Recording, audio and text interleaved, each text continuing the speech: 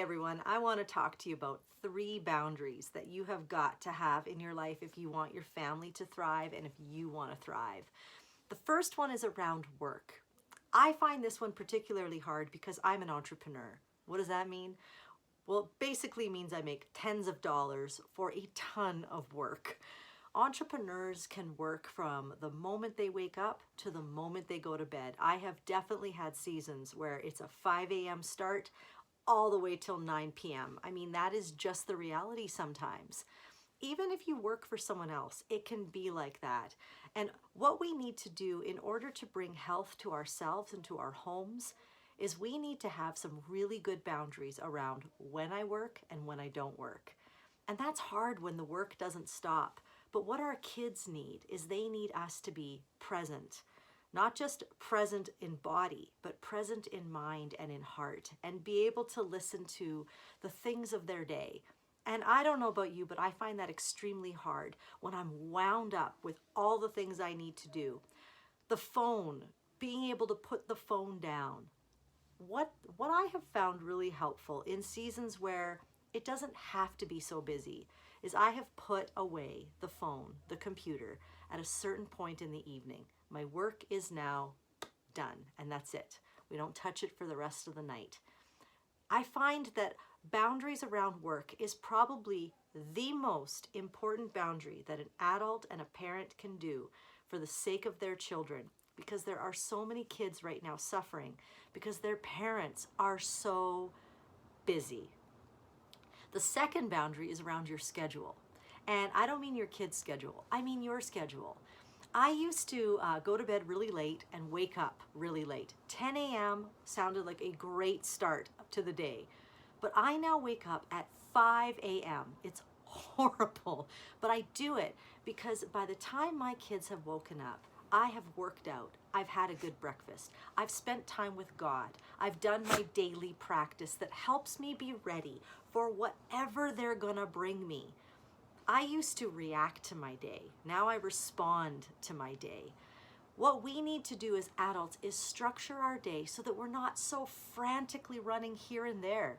We used to have such a problem getting the kids out the door to school because I would wait till the very last minute. Oh my goodness, it's 8:20, we gotta get out now. Now I give myself more time. I give them more time because I created a structure. Another part of structure that's really, really important is your kids' structures in the evening. Man, I tell you, some parents just have their kids going like crazy. They go to school all day and then they're in piano on Monday night and they're karate on Tuesday night and gymnastics on Thursday night. And these kids, I tell you, they cannot keep up. We need to structure in days and times of rest for ourselves and them where we get lots of downtime so that we're not rushing here and there. That itself could change the world. And the last one is around money. I know people don't think about mental health and money, but they are so aligned.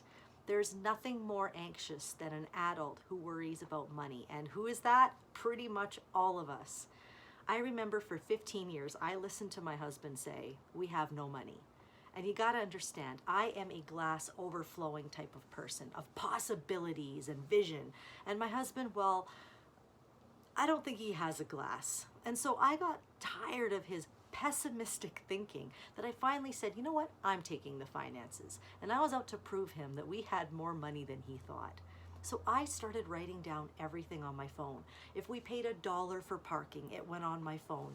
Starbucks, whatever it was, everything was recorded.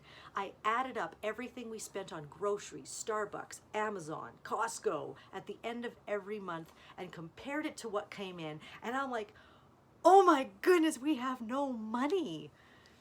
This is the only time in my life I might admit my husband was right. So what we did was we sat down as a family and thought, what are our values? What do we really value? And let's spend our money around our values. And let's create this thing called a budget. And I'll tell you what, it has saved our lives. We have traveled. Last year we traveled 9 times in the year because we prioritized our money. You see, we don't make a lot of money.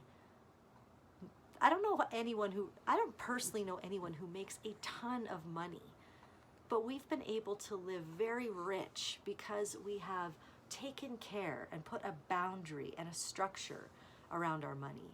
And if you do that, I'll tell you something, your life will feel different. Your kids will feel it. When we put boundaries and structures around money, work, and our schedules, people thrive. All of a sudden, that anxiety problem lessens in you, which is the most important, because anxiety in me has to be managed before I manage the anxiety of people in my house. Our kids, they do so much better when we do better. The environment creates their very tolerance for anxiety and depression. So this year, 2020, those 3 boundaries, see what happens when you do something with your money and your structure and your work. See what kind of difference it makes. The whole time. Look, this is Charlie the wiener dog. This is Charlie the wiener dog.